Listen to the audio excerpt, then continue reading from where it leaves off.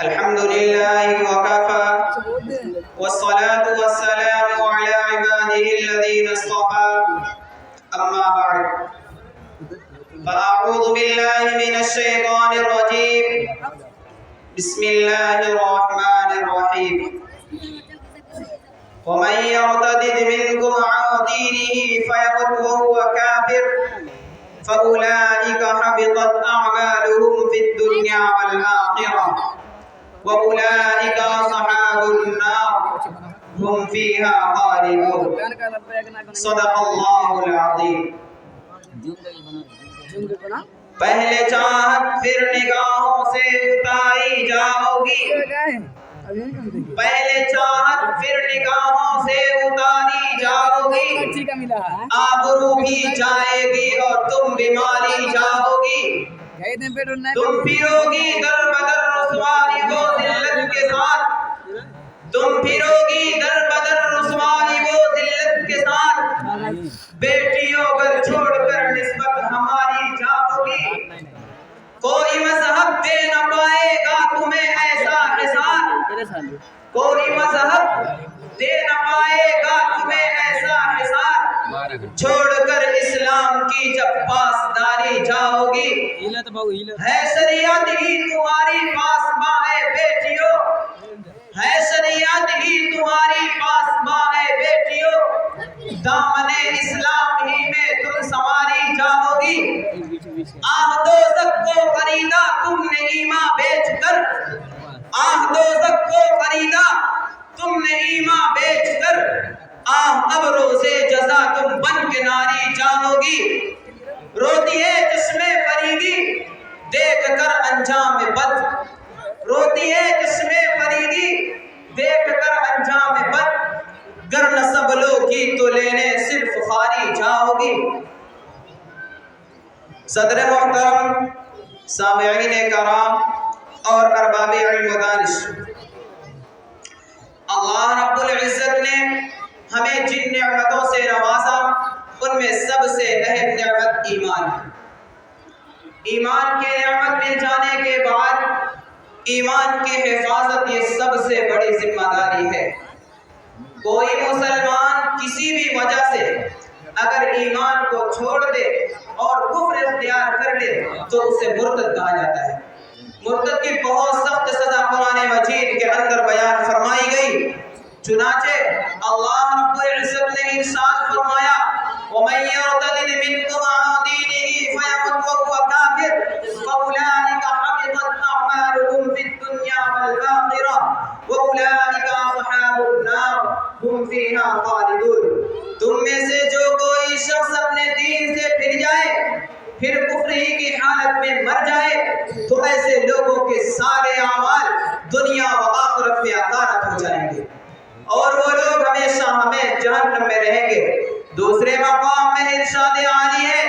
وَمَن يَتَّبِعْ غَيْرَ الْإِسْلَامِ دِينًا فَلَن يُقْبَلَ مِنْهُ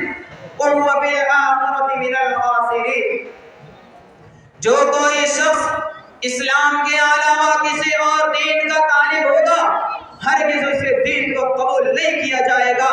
اور وہ آخرت میں خسارہ پانے والوں میں سے ہوگا.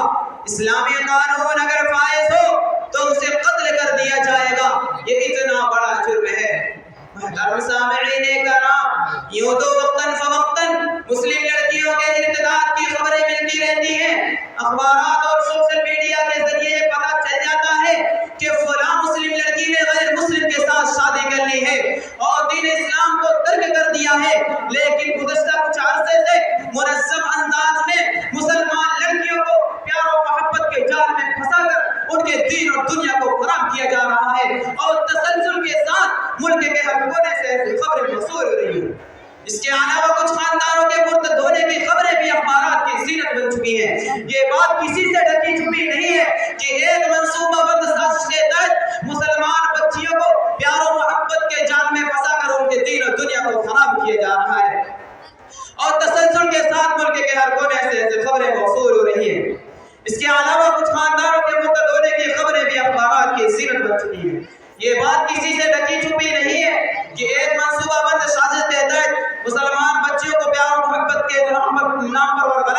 رہا ہے۔ ہندو شدت پسند جماعتیں اس کے لیے باضابطہ طور پر نوجوانوں کو ٹریننگ دے رہی ہیں۔ چند سال قبل مغربی بنگال میں وی ایس پی نے ہندو نوجوانوں کے لیے فرمان جاری کرتے ہوئے کہا کہ وہ مسلم لڑکیوں سے شادی کریں، بعد میں ان کا مذہب تبدیل کرا لیں۔ انڈیا ٹوڈے کی ایک رپورٹ کے مطابق وی ایس پی کا یہ کہنا ہے کہ ہندو نوجوانوں کو ان مسلم لڑکیوں سے شادی کرنی چاہیے جو ذہنی طور پر ہندو مذہب کے قریب ہیں اور انہیں ہندو دھرم کا حصہ بنانا چاہیے۔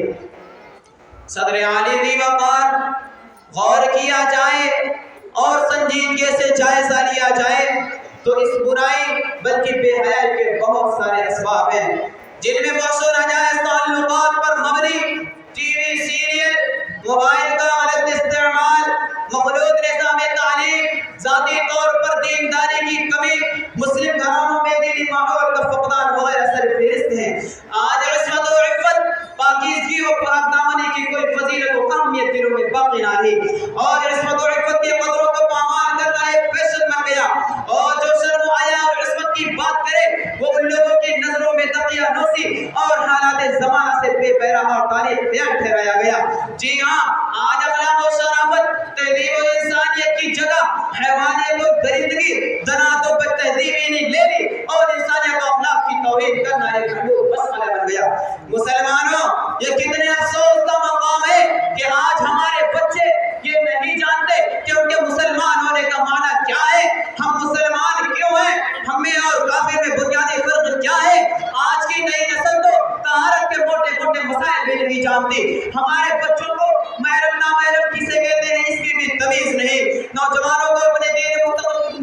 مستقبل کی کوئی فکر نہیں۔ ہر شخص ذمہ داری کے احساس سے خالی ہے، جبکہ سرکار دو عالم صلی اللہ علیہ وسلم نے ارشاد فرمایا کلکم راع وکلکم مسئول عن رعیتہ، تم میں سے ہر شخص ذمہ دار ہے اور اس سے اس کی ذمہ داری کے بارے میں پوچھا جائے گا۔ مگر افسوس آج امت مسلمہ اس فرمان رسول کو فراموش کر چکی ہے۔ وائے ناکامی متاع کارواں جاتا رہا، وائے ناکامی متاع کارواں جاتا رہا،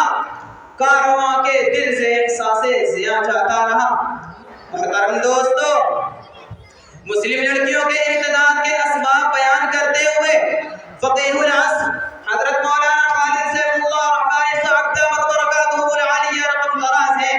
غیر مسلم لڑکوں کے ساتھ شادی کے معاملات خدائے 4 بنیادی اسباب ہیں۔ اول، شادی میں فضول خرچیاں، دوسرے مسلمان لڑکوں کی تعلیمی پسماندگی، تیسرے مخلوط تعلیم، چوتھے مخلوط ماحول کی ملازمت۔ اگرچہ ایسے ناخوشگوار حالات کے اور بھی اسباب ہیں لیکن وہ اکا دکا واقعات کا سبب بنتے ہیں۔ یہ 4 اسباب زیادہ اہم ہیں اور ضروری ہے کہ مسلمان اس پر توجہ دے اور امت کے ارباب حل و عقد پوری سنجیدگی کے ساتھ ان ناگفتہ صورتحال پر غور کریں کہ کہیں ایسا نہ ہو کہ آج کی غفلت کل کے سیلاب کا پیش خیمہ بن جائے اور پھر اس پر بند بادنا ممکن نہ رہے۔ الغرض مسلم لڑکیوں کے اس بے روی کے حقیقی مجرم تو ان کے والدین ہیں، کیونکہ انہوں نے نہ تو اپنے گھر کا ماحول دینی رکھا اور نہ ہی اپنی اولاد کو دینی اقتدار سکھلائے اور نہ مومن و کافر کا حقیقی فرق بتلایا، بلکہ ان کی ساری توجہ اس امر پر مرکوز رہی کہ میری بیٹی اعلیٰ تعلیم حاصل کرے، اسے اچھی نوکری مل جائے، لیکن اس طرف خدا توجہ نہ دی کہ میری بیٹی ان حالات میں مسلمان بھی رہ جائے گی یا نہیں۔ انہیں یہ فکر تو صبح و شام ستاتی رہی کہ میری بیٹی ڈاکٹر بن جائے، انجینئر بن جائے، لیکن مومن و مسلمان بھی بنے، شاید اس کے بارے میں کبھی سوچا بھی نہ ہو۔ غور سے سنیں، جو تعلیم و تربیت، تہذیب و ثقافت اور جو ڈگری اور کلچر اللہ سے دور کرے، رسول اللہ سے دور کرے، ایمان سے دور کرے، ایسی تعلیم و تربیت اور ڈگری پر نہ بقول شاعر اللہ سے کرے دور تو تعلیم بھی فتنہ، اللہ سے کرے دور تو تعلیم بھی فتنہ، املاک بھی اولاد بھی جاگیر بھی فتنہ، ناحق کے لیے اٹھے تو شمشیر بھی فتنہ، شمشیر ہی کیا نعرے تکبیر بھی فتنہ۔ مسلمانوں، اتنا دھیان دیجئے اور خوب یاد رکھیے کہ اگر آپ نے ایمان و اسلام کے مقابلے میں اپنی ساری دنیاوی دولت لٹا دی اور دین اسلام پر کسی طرح کی آنچ نہیں آنے دی تو یقیناً آپ نے فتح و نصرت کو پا لیا، لیکن اس کے برعکس آپ نے ایمان و اسلام کا سودا قارون کے خزانے کے برابر بھی دولت جمع کر لی تو یاد رکھنا کل قیامت کے دن خسارہ اٹھانے والوں میں سے ہوں گے، کیونکہ محسن انسان صلی اللہ علیہ وسلم نے حضرت معاذ رضی اللہ تعالی عنہ کے واسطے سے پوری امت کو یہ وصیت فرمائی کہ کسی بھی حال میں شرک نہ کرنا، اپنے مذہب کو تبدیل نہ کرنا، خواہ تم قتل کر دیے جاؤ یا جلا دیے جاؤ۔ آخر میں تم سب کی ذمہ داری ہے کہ بارگاہ عزت میں استقامت علی الایمان کی دعائیں کریں، امید سے گناہوں کی معافی مانگیں اور اپنی اپنی حیثیت و وسعت کے مطابق دل ایمان کے تحفظ کا سامان پیدا کریں۔ لعل اللہ یحدث بعد ذلك امرا، باتوں سے کسی قوم کی تقدیر نہیں بدلی، بجلی کے چمکنے سے اندھیرے نہیں جاتے۔ آمین یا رب العالمین، وما علینا الا البلاغ المبین۔ ماشاء اللہ، سبحان اللہ۔